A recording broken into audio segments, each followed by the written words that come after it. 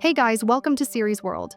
Today I'm going to explain a mystery thriller series called Triptych from 2023. Turn on subtitles and spoilers ahead. The second episode opens with a flashback. Humberto is sleeping peacefully with Marifer. They wake up hearing the noise outside. Humberto tells her to hide in the kids' room and looks out the window to see what's happening. That's when he sees Becca near his car. She then proceeds to light his car on fire. Marifer is freaking out, but Humberto tells her to keep the kids safe. At present, Becca is following Eugenio. Humberto catches her in the act and asks why she's so stubborn even though the case is closed. Becca tells him that Aleida was her identical twin. She can't just let it go. But Humberto is worried because Aleida's adoptive family is quite influential. Becca knows that too. Aleida's family owns a few hospitals and runs the Humanis Vita Foundation. Humberto tells her to stop digging into the case because the family is more powerful than she thinks. He demands that she leave with him for his office. In the office, they see that a press conference is being held. In the conference, it's made public that the shooter was someone named Silvia Martinez, and Aleida's name was kept secret. Becca is confused as to what is happening.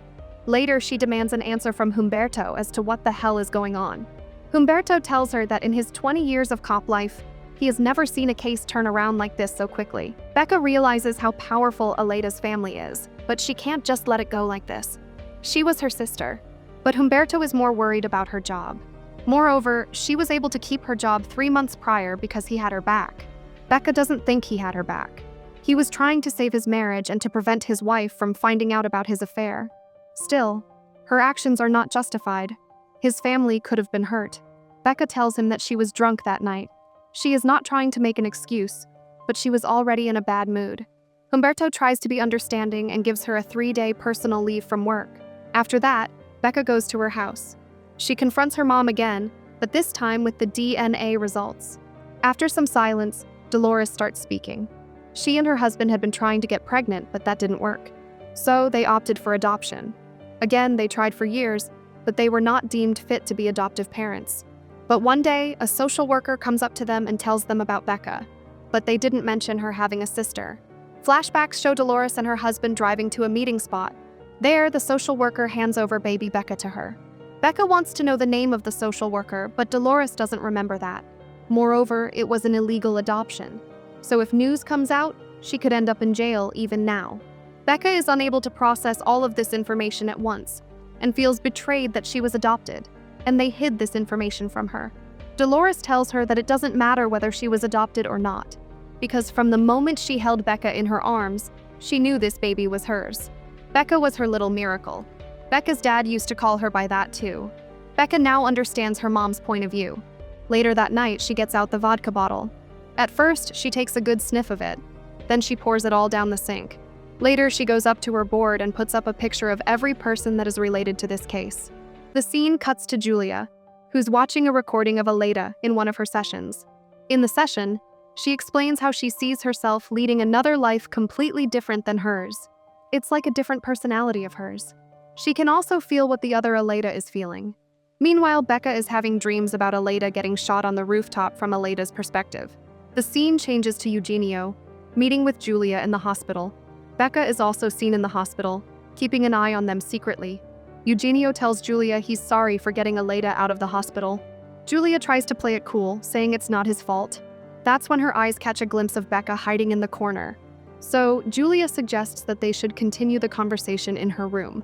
After going to her room, Eugenio asks Julia to help them keep the family business, especially since Aleida's mother has also requested her help to preserve Aleida's memory and business. Seems like there's something more going on in the Aleida family than we know. The scene changes to Becca following Eugenio to his hotel. She keeps following him inside. Meanwhile, Humberto and Marifer are making love, but Humberto pushes her away in the middle of it, saying that the baby is moving. But Marifer can feel that he's distant. She's sure that he was with someone else when they were separated. He only came back because of the baby. Humberto tries to deny it, but his expression says that Marifer is right. Back to Eugenio. He has now arrived at his home. Becca, who was hiding in his car, gets out without Eugenio noticing. She hides under the table and listens to Eugenio talking to Aleida's adoptive mom, Pilar. Pilar requests him to tell everyone the truth about what happened to Aleida, because some crazy rumors are spreading about her daughter, and she can't handle hearing these rumors anymore. Eugenio tells her that the truth won't sound better than the rumors. They can't tell everyone that they admitted her to the institution because she ran almost naked on the road at night, screaming about fire, or that she was held down by the police at gunpoint. Pilar tells him not to talk to her in that tone, so Eugenio shuts up. He tells her he's sorry and requests a bit more time from her before they reveal the truth to everyone. After hanging up the phone, Eugenio goes inside, and Becca also follows him. He gets in the shower. There, he starts sobbing uncontrollably, regretting his decision to take her out that day, blaming himself for what happened. But he just wanted to spend a special occasion with her. That's it. Becca, who is watching him while hiding in a corner, remembers seeing Aleida and Eugenio being intimate in the bathroom. She leaves the room and goes to Aleida's son, Alex's room. The room is empty, but everything is kept as it was, like she saw in her dreams. Alex was in her dreams, living a happy life. She then goes to Aleida's office room and finds a bunch of pictures of her and another girl who looks exactly like them, but she works in a nightclub. Becca has also seen her in her dreams. She puts down the pictures and goes outside. There's the cursed swimming pool where Aleida's son was found dead one day. Becca clearly remembers how that incident unfolded. Alex floating in the swimming pool, unresponsive. Aleida jumping into the pool and pulling him out, but it was already too late. Remembering these things, Becca breaks down sobbing on the floor. The scene cuts to Eugenio talking with a shareholder in the office. The man assures him that he'll keep his secret and requests him to tell what really happened with Aleida. But Eugenio couldn't really tell all the mess that happened. The scene changes to Becca going to the place that she saw in the photos. After entering this old housing complex, Becca gets noticed by a woman from upstairs. She comes running down, seeing her. She calls Becca by the name Tamara and takes her to a corner. She can't believe her eyes that her lover is back. She kisses Becca on the cheeks and lips before a man comes running towards Becca, thinking she's Tamara. He starts beating Tamara and drags her away by the hair. Becca keeps telling him that she's not Tamara, but he doesn't listen. The other woman comes from behind and hits him on the back with a broom. The man turns around and Becca takes this chance and runs away. The scene changes to Becca coming back home and having taken a shower. While she's wondering about Tamara, she hears noise from outside. It's none other than Humberto. He has brought some non-alcoholic drinks and some food for her. Becca tells him to come upstairs.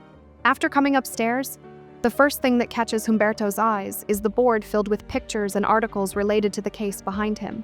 He gets upset because he let her take days off to cool herself down, not to get deeper into it. Humberto then tells her what happened to the two witnesses of this case. One died last night, and the other quit their job and went missing.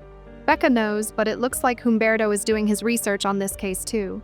Becca then tells him that Aleida's family is trying to cover up her death. Humberto is confused as to how she knows that, whether she was spying on them. Becca tells him that she was away from the department's radar, and she's still on personal leave.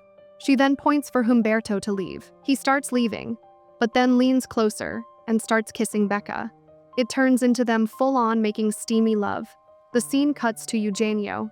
He's meeting with a private detective in his house named Antonio. Antonio is a bit nervous meeting with him, but Eugenio assures him. He then tells Antonio that he knows Antonio has been working for Aleida and tells him to keep it a secret from everyone. Plus, from now on, Antonio will be working for Eugenio. The scene changes to Becca, who has gone to the nightclub that she saw in the pictures. The environment of the nightclub is quite intimidating for her, but she's there for a specific person only. Her eyes are looking everywhere to find her. Finally, that person gets on the stage and starts pole dancing. Everyone is looking at her as she's the main attraction of this club. Becca's eyes are also stuck on her. Slowly, she starts getting closer to the stage. At last, Becca and Tamara lock eyes. Tamara seems shocked seeing her, but Becca is trying hard to control her tears. That's how the second episode ends. To watch more explanations of these kinds of series, click on the videos on your screen. And don't forget to let me know how you feel about today's video in the comments down below. And at last, thanks for watching.